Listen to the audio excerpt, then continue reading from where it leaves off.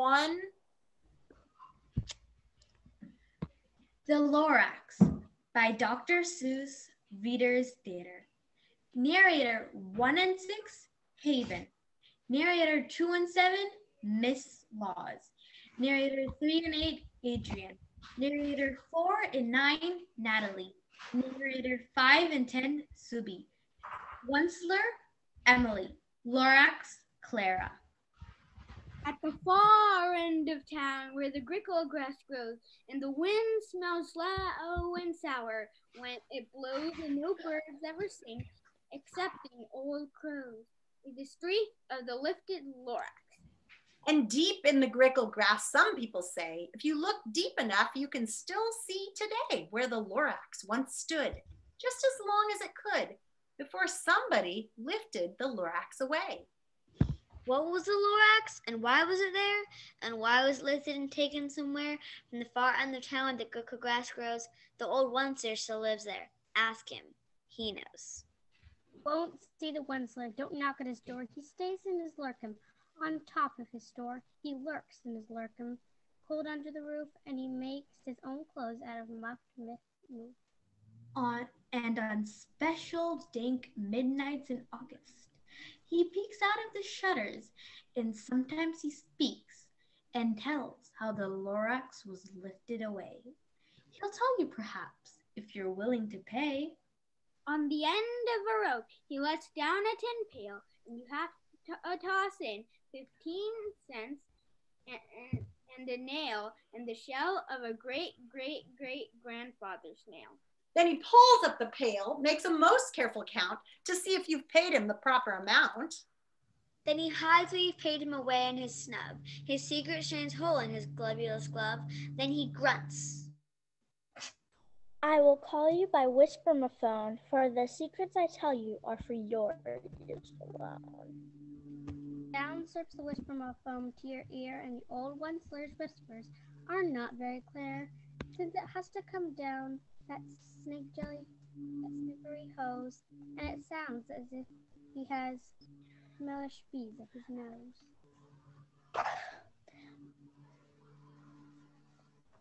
Now I'll tell you, he says with his teeth sounding gray, how the Lorax got lifted and taken away. It all started way back, such a long time back, way back in the days when the grass was still green and the pond was still wet and the clouds were still clean and the song of the swami swans rang out in space. And I first saw the trees, the bright-colored tufts of the tufts of the truffula trees, mile after mile in the fresh morning breeze. And under the trees there were brown barbaloos frisking about in their barbaloot suits as they played in the shade and ate truffula fruits. From the ripulous pond came the comfortable sound of the humming fish humming while splashing around. But those trees, those truffula trees, all my life I've been searching for trees such as these. The touch of their tufts was much softer than silk, and they had the sweet smell of fresh butterfly milk. I felt a great leaping of joy. Uh-oh, you froze. In my heart, I knew just what I'd do. I unloaded my cart, and in no time at all, I had built a small shop. Then I chopped down a truffula tree with one chop. With great skillful skill and with great speed, he took the soft tuft and he knitted a seed. The instant he'd finished, he heard Lorax gazump. Mister, I am the Lorax. I speak for the trees, for the trees have no tongues, and I'm asking you, sir, at the top of my lungs. He was very upset as he shouted and puffed. What's that thing you've made out of truffula tuft? Look, Lorax, there's no cause for alarm. I chopped just one tree and I'm doing no harm. I'm being quite useful. This thing is a thneeds. I find something that all people need. It's a shirt, it's a sock, it's a glove, it's a hat, but it has other uses, yes, far beyond that. You can use it for carpets, for pillows, for sheets, for curtains, or covers on bicycle seats. Sir, you are crazy with greed. There was no one on earth that would buy that fool Sneed. But the very next minute, the Lorax was proven wrong. For just at that minute, a chap came along, and he thought that the Sneed was really just great. He happily bought it for $3.98. I laughed at the Lorax. You poor stupid guy. You never can tell what some people will buy. I repeat, I speak for the trees. He rushed across the room and in no time at all built a radio phone and he put in a call. He called all his brothers, uncles, and aunts and said, Listen here, here's a wonderful chance for the whole Wensler family to get mighty rich. And in no time, Get over here fast. Take the road to North Nitch. Turn left at Weehawken. Sharp right at South Stitch. and in no time at all, in the factory he built, the whole Wensler family was working full tilt. They were all knitting needs as busy as bees to the sound of the chopping of truffle trees. Then, oh, baby, oh, how my business did grow. Now chopping one tree at a time was too slow. So I quickly invented my super axe hacker, which whacked off 4 truffula trees at one smacker. They were making needs 4 times as fast as before, and that Lorax, he didn't show up anymore. But the next week, he knocked on my office door. He snapped. I am the Lorax who speaks for the trees, but you seem to be chopping as fast as you please. But I'm also in charge of the brown barbaloots who played in the shade in their barbaloot suits and happily lived eating truffle fruits. Now, thanks to your hacking my trees to the ground, there is not enough truffle fruit to go around, and my poor barbaloots are getting the crummies because they have gas and no food in their tummies. They love living here, but I can't let them stay. They have to go to find food, and I hope that they may. Good luck, boys.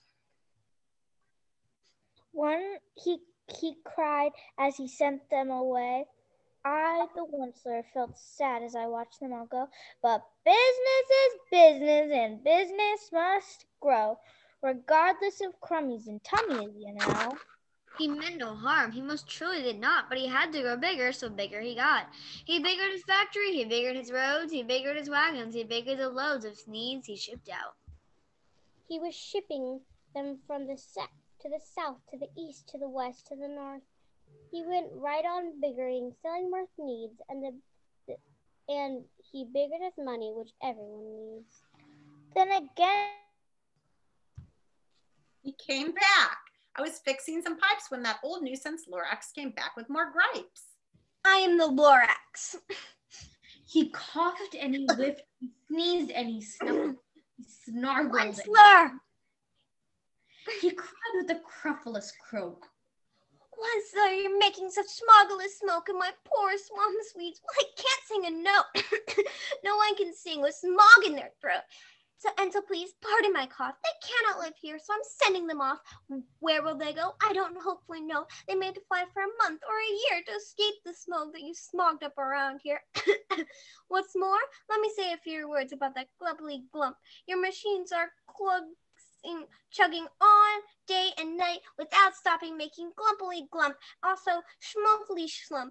And what you do with the leftover goo, I'll show you. You dirty old Wensler man. You're glumping up the ponds where the humming fish hummed.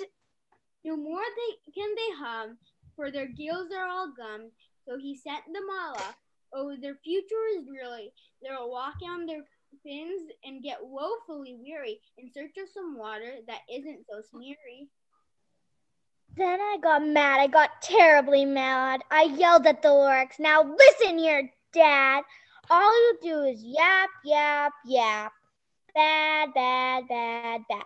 Well, I have my rights here, and I'm telling you, I intend to go on doing just what I do. And for your information, you Lorax, I'm figuring on biggering and biggering and biggering and biggering, turning more truffula trees into needs, which everyone needs. And at that very moment, we heard a loud whack.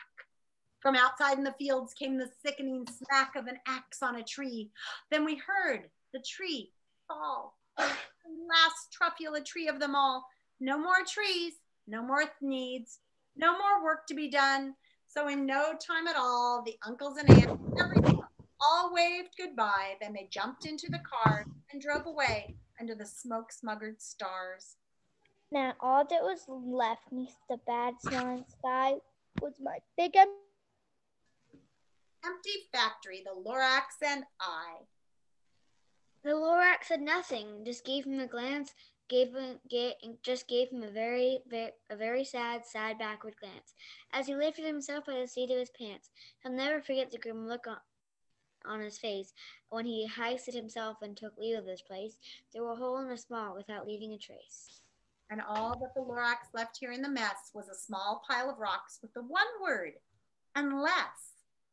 Whatever that meant, well, I just couldn't guess. That was long, long ago, but each day since, I've sat here and worried away through the years when my buildings have fallen apart. I've worried about it with all of my heart. But now, says the one slayer, now that you're here, the word of the Lorax seems perfectly clear. Unless someone like you cares a whole awful lot, nothing is going to get better. It's not so. Catch. Calls the onceler, he lets something fall. It's a truffula seed. It's the last one of all. You're in charge of the last of the truffula seeds, and truffula trees are what everyone needs. Plant in your truffula. Feed it with care. Give it clean water. And feed it fresh air. Grow a forest. Protect it from axes that hack. Then the Lorax And all of his friends may come back. Remember, you can all make a difference. The end.